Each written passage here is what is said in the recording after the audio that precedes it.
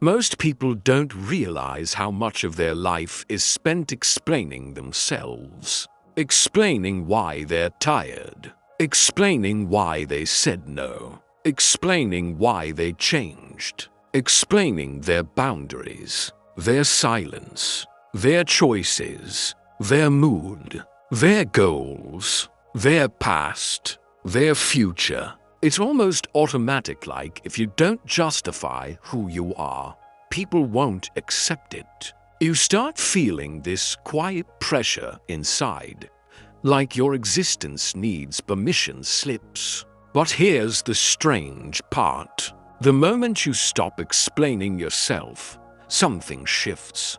Not loudly, not dramatically, subtly.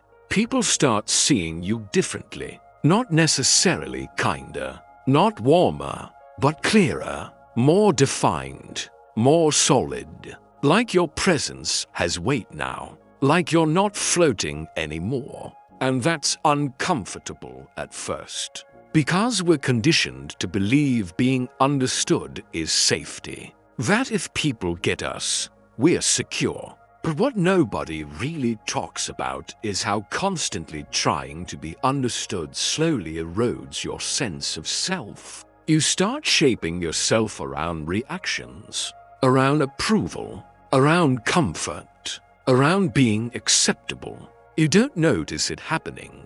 It feels like politeness, like empathy, like being considerate. But over time, it becomes a habit. Defending your choices before anyone questions them, softening your truth so it lands easier, explaining your boundaries so they don't offend, justifying your growth so no one feels left behind. And slowly, you stop moving from your core and start moving from other people's expectations. Carl Jung had this idea that most people don't live from their true self. They live from a persona, a social mask built to survive, belong, and be accepted.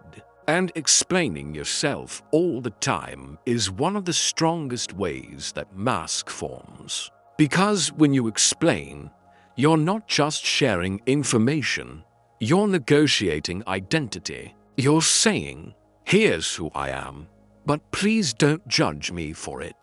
The need to explain is rarely about communication. It's about fear. Fear of being misunderstood. Fear of rejection. Fear of being labeled. Fear of conflict. Fear of disappointing people. Fear of losing connection. So we over-clarify, over-justify, over-communicate, over-defend. I'm not lazy. I'm just tired. I'm not rude, I just need space. I'm not selfish, I'm just focusing on myself. I'm not changing, I'm just growing. I'm not distant, I'm just overwhelmed. Notice the pattern. We're always trying to manage how we're perceived. But here's the uncomfortable truth. People don't see you more clearly when you explain yourself more. They just see you as more adjustable, more negotiable, more flexible, more persuadable, more influenceable. Because when you explain everything, you teach people that your boundaries are open for discussion, that your choices require approval, that your identity is something they get to weigh in on, and that changes the power dynamic in every relationship. When you stop explaining yourself, something else happens. People don't get more information about you. They get less access to you. And psychologically, that creates gravity. Not mystery in a fake, performative way, but presence, grounding, stability, emotional weight. Because clarity doesn't come from words. It comes from consistency. If you say no and don't explain, people feel it. If you change and don't justify, people register it. If you leave and don't over-clarify, people understand it. If you grow and don't announce it, people notice it. Silence becomes structure. And this is where things get uncomfortable. Because when you stop explaining, people react. Some get confused. Some get irritated. Some get curious. Some feel threatened. Some feel insecure. Some project stories onto you. And this part is important. Their reactions are not about you. They're about losing control over the narrative they had of you. Because when you used to explain, they could place you in a box. They could categorize you, understand you, predict you, manage you. But when you stop explaining, they have to interpret you instead of defining you. And that shifts the balance. This is why people sometimes say, "You've changed," when you stop over-explaining. Not because you actually changed, but because they lost the version of you that made them comfortable. The version that needed validation. The version that needed approval. The version that needed understanding. The version that needed permission. And this is where real identity starts forming. Not the identity you describe, the identity you embody. Because identity isn't what you say about yourself. It's what you tolerate. It's what you walk away from. It's what you protect. It's what you no longer negotiate. When you stop explaining yourself, you stop outsourcing your self-worth to interpretation. You stop needing agreement to feel grounded. You stop needing understanding to feel valid. You start trusting your own internal clarity more than external validation. And that's not arrogance. That's stability. It doesn't make you cold. It makes you calm. It doesn't make you distant. It makes you self-contained. It doesn't make you superior. It makes you centered. There's also something deeply psychological here. The human mind fills silence with meaning. Always. When there's no explanation, the brain creates interpretation.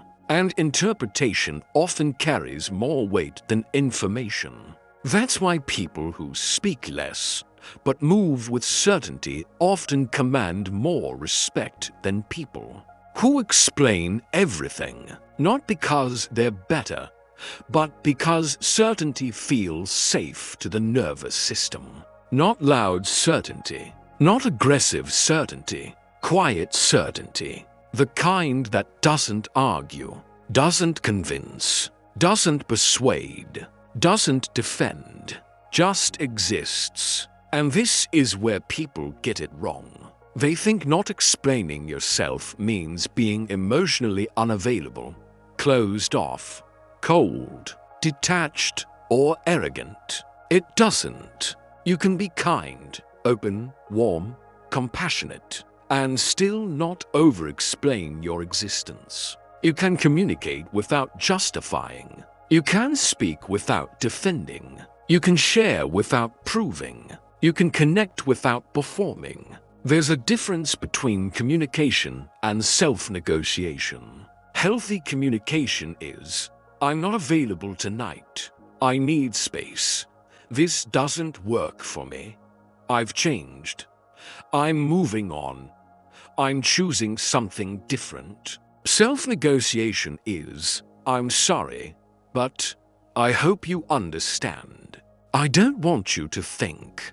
I don't mean to upset you, but I'm not trying to be." One is clarity. The other is fear. And when you stop living in fear-based communication, your whole energy changes. People feel it. Conversations feel different. Interactions shift. Even conflict changes. Because you're no longer trying to control how people feel about you. You're letting them feel whatever they feel, without taking responsibility for it. That's emotional maturity. That's psychological separation. That's identity formation. Jung believed that individuation, becoming a whole person, requires separation from collective expectations. from social conditioning, from identity scripts, from inherited beliefs about who you're supposed to be. And you can't individuate while constantly explaining yourself to the collective. At some point, you have to choose internal coherence over external approval. Not rebellion, not defiance, not performance, just alignment. And that's why when you stop explaining yourself, people don't just see you differently. You see yourself differently. You stop narrating your life. You start living it. You stop managing perception. You start managing direction. You stop editing yourself. You start embodying yourself. And the most interesting part? The right people don't need explanations. They feel your clarity. They understand your boundaries without needing speeches. They respect your silence. They read your consistency. The wrong people always demand explanations because confusion gives them leverage. Access. Control. Influence. So the shift isn't about becoming silent. It's about becoming anchored. Because a grounded person doesn't need to convince, doesn't need to justify, doesn't need to prove, doesn't need to explain their existence into being valid. They just exist and let reality respond. And that's the real transformation.